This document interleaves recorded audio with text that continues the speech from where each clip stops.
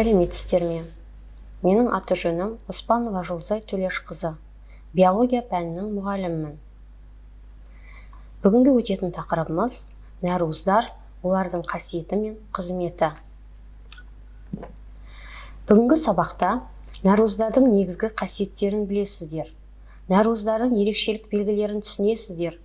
Нәруыздардың тірі ағзалар тіршілігі үшін маңызын сипаттайсыздар. Жаңа туған нәрестені ана сүтімен емізу керек. Жаңа туған нәрестені ана сүтімен бірнеше ай бойына тамақтандырады. Неліктен ана сүті нәрестелер үшін соншалықты маңызды? Дұрыс айтасыз.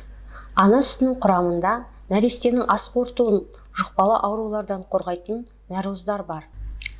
Нәруыздар ірі биополимерлер. Мономерлері амин қышқылдар болып табылады. Тірі ағзада 20 түрлі амин қышқыл бар. Оқушылар, сызба нұсқаға назар аударыңыздар. Бірінші сызба нұсқада амин қышқылдары көрсетілген. Амин қышқылдар молекуласында амин және карбоксил топтары бар органикалық қосылыстар. Екінші сызба нұсқада пептид көрсетілген.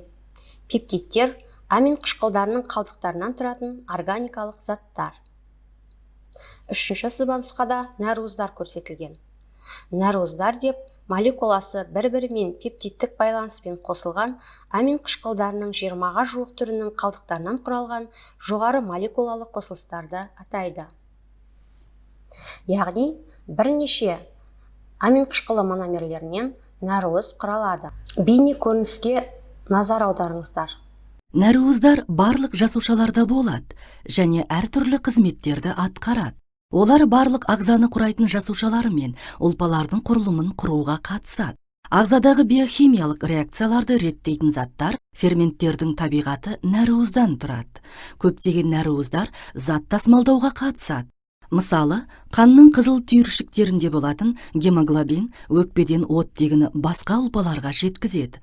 Миоглобин де құрылысы жағынан гемоглобинге ұқсайтын нәруыз қанға бұлшық еттеріндегі оттегіні байланыстырады және қажеттілігіне қарай босатып шығарады. Жасушаның сыртқы бетінде және ішінде рецепторлы нәруыздар орналасады. Бұлар сигналдарды қабылдап, жасуша арасындағы байланысты қамтамасыз етеді. Антиденелер деп аталатын нәруыздардың арқасында ағза патогенді ағзаларға қарсы тұра алады. Бейне көріністен қандай ой тұжырымдадыңыздар? Дұрыс айтасыздар. Яғни нәруыздардың бірнеше қызметі бар екенін анықтадық. Нәруыздардың қасиеті мен қызметімен танысайық. Нәруыздар көпшілігі суда жақсы ериді.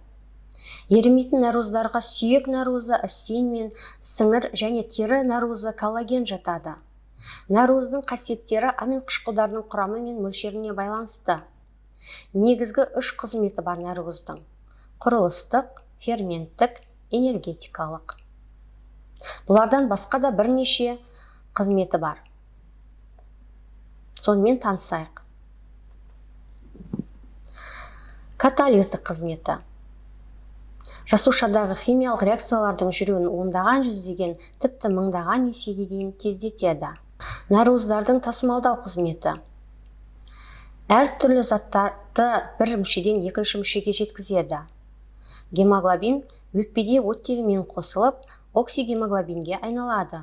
Мүшелерге жеткен соң, оксигемоглобин оттегіні береді.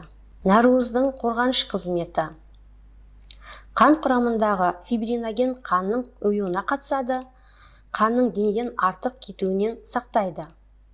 Антиденелер ағзаға түскен бөгде заттарды залалсыздандыра алады. Құрылымдық қызметі. Нәруыздар жасушаның негізі болып табылады.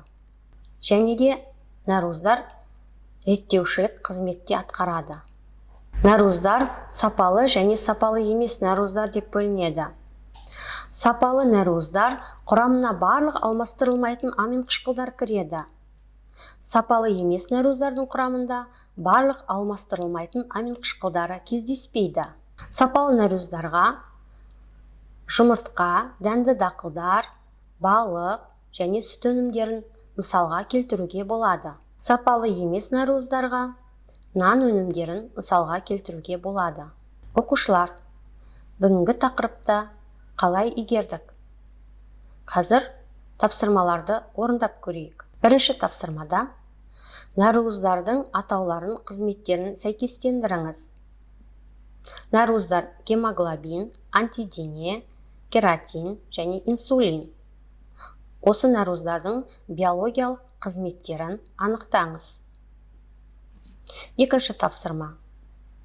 Нәруыздардың негізгі қасиеттерін атаңыз. Оқушылар, тапсырманың жауабын бірге тексеріп көрейік. Нәруыз гемоглобин, биологиялық қызметі, оттегі мен қоректік заттарды тасымалдайды. Антидене, биологиялық қызметі, ағзаны ауру тудыратын бактериялардан қорғайды. Кератин, биологиялық қызметі, жануарлардың мүйізі, тұяғы құрамында болады. Инсулин, ағза жасушаларының глюкозаның сіңіруін реттейді. Екінші тапсырма.